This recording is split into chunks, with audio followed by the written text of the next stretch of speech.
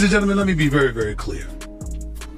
If the Democratic Party becomes the likes of Zoran Mamdani, who, by the way, I like, I'm not trying to throw any shade on him or anything like that, but if the Democratic Party becomes him, you have no chance. You have no chance on a national basis in terms of the presidency. In Senate seats in the House, you have no chance. You have no chance. I want to be very, very clear about that. You might have a Democratic Socialist sprinkled here and there, but that ain't what America is. America's about capitalism. America's about dollars and cents. America's about an economy, a flourishing economy.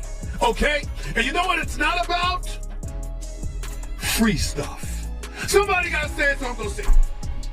Somebody got to say it. You can tell politics has reached a wild point when Stephen A. Smith steps into the conversation. The loud, unapologetic ESPN personality, who usually leans left, suddenly starts calling out his own side. He argues the Democratic Party isn't just out of touch, it's completely detached from everyday reality. When someone like Stephen A. ends up sounding more like Bill O'Reilly than Barack Obama, you know something major has shifted.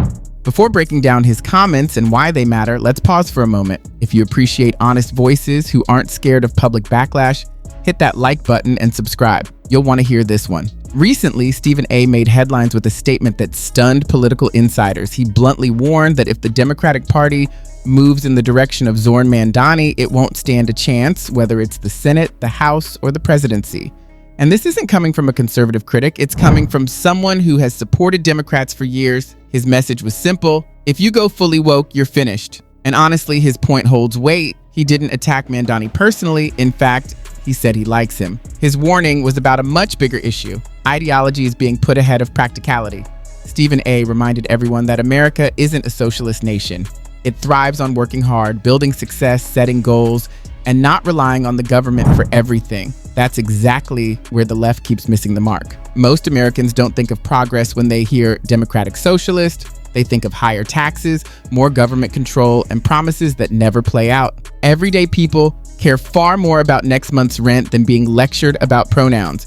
They want steady jobs, a strong economy, and a leader who keeps their word. Stephen A. highlighted this divide clearly. He pointed out that while Democrats work to impress a tiny slice of the population with virtue signaling, identity politics, and endlessly inclusive company statements, the rest of the country struggled with rising prices, crime, and unstable jobs. So who stepped up and addressed these problems? The other candidate did. Voters gravitated toward him because he speaks plainly. He doesn't get lost in academic language or worry about what activist group might disagree. He talks about things people actually feel: fuel prices, work, safety, and border concerns. And while Democrats acted like the nation's moral referees, he simply said, "Here's what I'm going to do," and then did it. That's why Stephen A. insists many Americans still see that candidate as more relatable than the left, even after everything that unfolded. Think about that for a moment. It's a bold statement. How bad the Democrats up. Trump is cool now.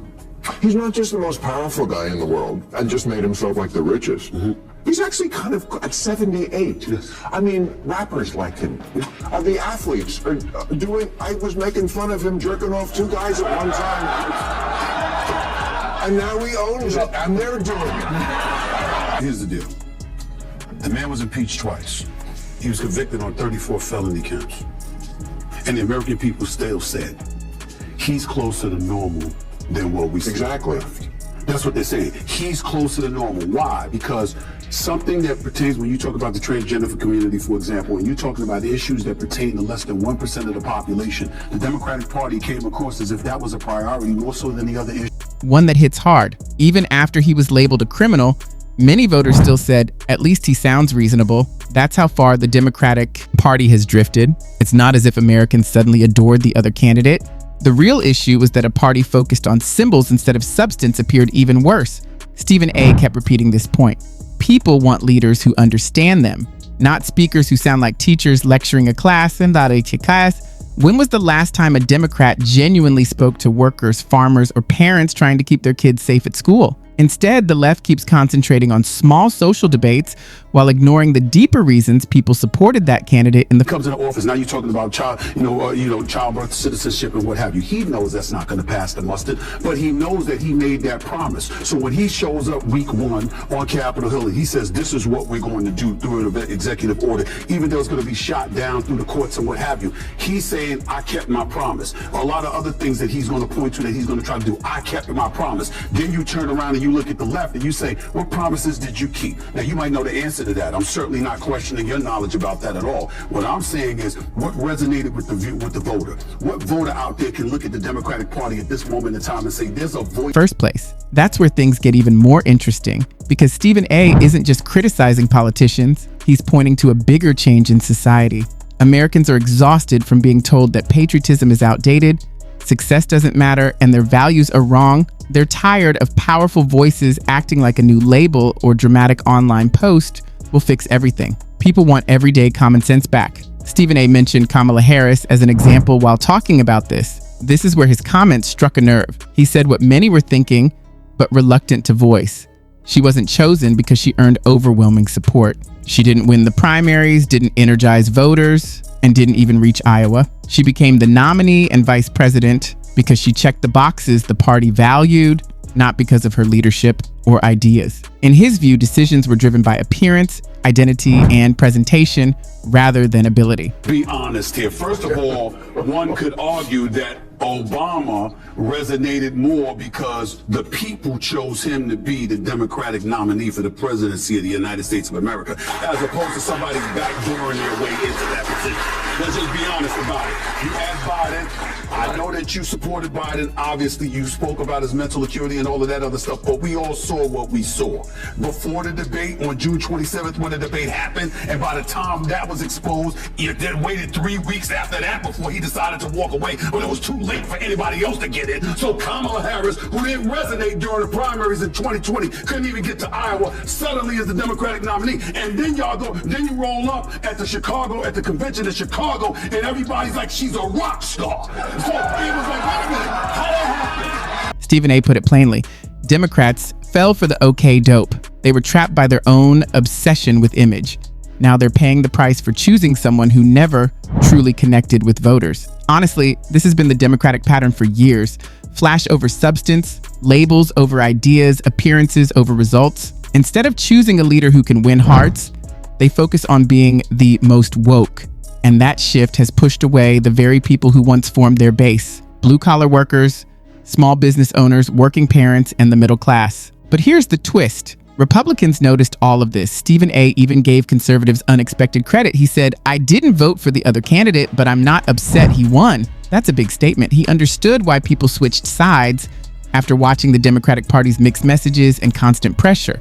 When a party tries to frighten voters instead of earning their trust, it loses them, and that's exactly where the left ended up. Looking at all of those things and you're saying, yes, I voted for her, a lot of people voted for her, but in the end, we end up feeling like damn fools because we supported it, we fell for the okie doke, as they say. You know she didn't. If you had a primary, the likelihood is that she would not have been the Democratic nominee. And you can't say that about Trump. Instead of persuading people, the left became intimidating. They cancel, lecture, and try to make everyone think the same way. It has completely backfired. Stephen A. explained that many of the accusations thrown at the other candidate, claims he heard long before the election, were harsh, unfair, and simply untrue based on his personal interactions. He never saw those things in him, and admitting that took real courage. It's one thing when a conservative commentator defends a candidate, but it's something entirely different when a well-known liberal like Stephen A. says it openly on camera. Add to the Republicans, to the conservatives out here, and what they did in this last election. Again, I did not vote for Donald Trump, but I got to tell you something. I'm not mad he won. Yes, I'm not mad he won because when I see, especially in the aftermath of the election, some of the things that transpired with the Democratic Party, you know, in an effort to manipulate the election and the vote, it really ticked me off. When you hear people talking about practical things, and then I saw folks on the left basically trying to guilt me into voting for you. It bothered me. I might have ended up voting for Kamala Harris because I didn't like how Trump acts. But what I didn't do was call him a racist. I didn't call him a Nazi. I knew Trump before he ran for president. Yeah. We talked on the phone. We talk at basketball games or boxing events. I knew this man. And so some of the things that were being said about him, I knew were not true. And I was saying, come on, y'all, then you got to do better. You've got to offer more than excuses. Here's the simple truth. Americans can recognize when something doesn't add up. When someone is constantly painted as a villain by the media, yet people watch them keep promises and handle their duties, the storyline eventually collapses. For years, the public was told that the previous leader spelled disaster. But during his term, the economy grew, fuel prices eased, and inflation stayed under control. People remember results, not the headlines. Somebody that speaks for us, that goes up on Capitol Hill and fights the fights that we want them fighting on our behalf. They didn't do that. And that's why their behinds are home, and that man is back into the White House, and they want to sit up there and show you. Look at the networks right now. They're talking about him. Look at it. This is the latest. Look at him. Here he goes again. Well, you know what here he goes again means? He's doing what he said he was going to do.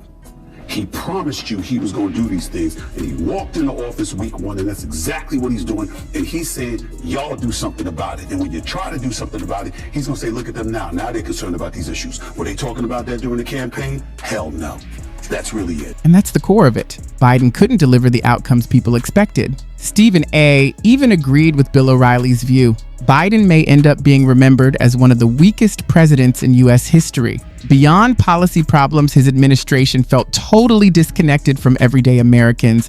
Rising costs, border issues, and global missteps created a sense of constant disorder. O'Reilly even joked that Biden was only second worst because the Civil War era already claimed first place. That's how rough the situation looked. And let's be honest, his declining mental sharpness wasn't some secret. Everyone saw it, including Democrats.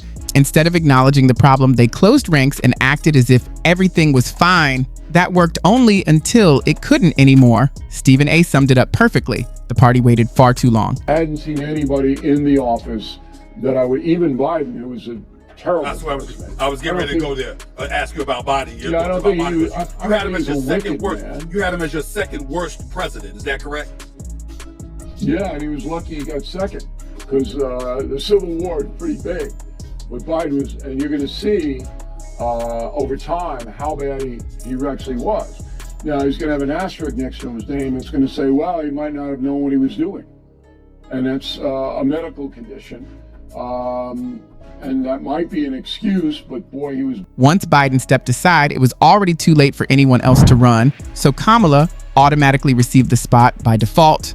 He said, I told you I'd do this, and immediately signed executive orders. Now take a look. Meanwhile, Democrats were focused on pointing fingers and saying, look at what he's doing. But the other candidate just moved forward because that's what leadership looks like. He ran on promises, delivered results, and challenged critics to do the same. Americans noticed and appreciated it, even those who don't like his personality. Results matter more than charm in politics, and the Democratic Party failed to realize their focus on appearance and emotions can't replace effectiveness.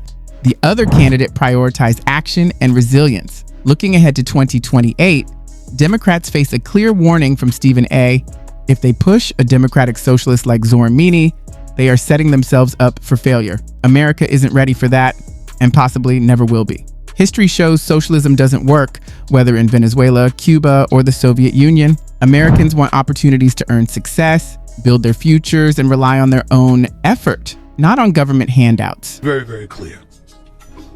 If the Democratic Party becomes the likes of Zoran Mamdani, who, by the way, I like, I'm not trying to throw any shade on him or anything like that, but if the Democratic Party becomes him, you have no chance.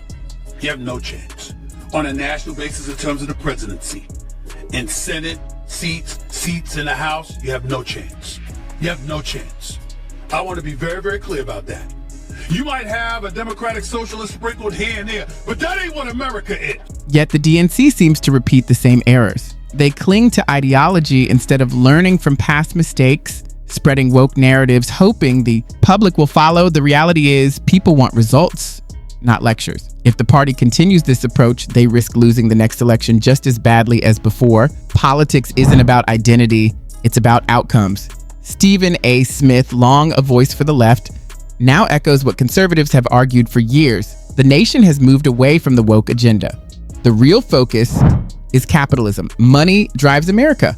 The economy thrives not on freebies, but on hard work, innovation, and opportunity. I'd reply, exactly. That's what makes this so striking. It's not just another voice criticizing the woke agenda. It's a respected insider saying what everyone quietly thinks. America's about capitalism. America's about dollars and cents. America's about an economy, a flourishing economy. Okay? And you know what it's not about? Free stuff. Somebody got said, so I'm gonna say it. Somebody got said, so. The Democratic Party has lost its direction. They alienate moderates, silence dissent, and replace policy with pandering. Stephen A. and the few who try to speak honestly face attacks. Politics may ignore truth, but truth stands on its own. The Democrats once represented the working class. Now they chase hashtags. They used to compete for jobs. Now they compete for social points. They believed in the American dream. Now they apologize for it. If they don't wake up soon, they risk losing everything they've stood for. Here's the bottom line. Ideology doesn't drive voters. People care about their lives, their children's future, their finances, and their safety. Right now, only the other candidate is addressing those priorities. That's why Stephen A.'s words struck such a chord. Deep down, we know he's right. America is not socialist, not defined by wokeness or division. What matters is opportunity, liberty, and the chance to prosper. Until that focus returns, Democrats will keep losing elections and wondering why. Stephen A. just spoke the truth out loud. If you enjoyed this breakdown, hit like, subscribe, and leave a comment. Do you agree with Stephen A., or do you think Democrats can still turn things around by 28? Share your thoughts below. Thanks for watching, and see you next time.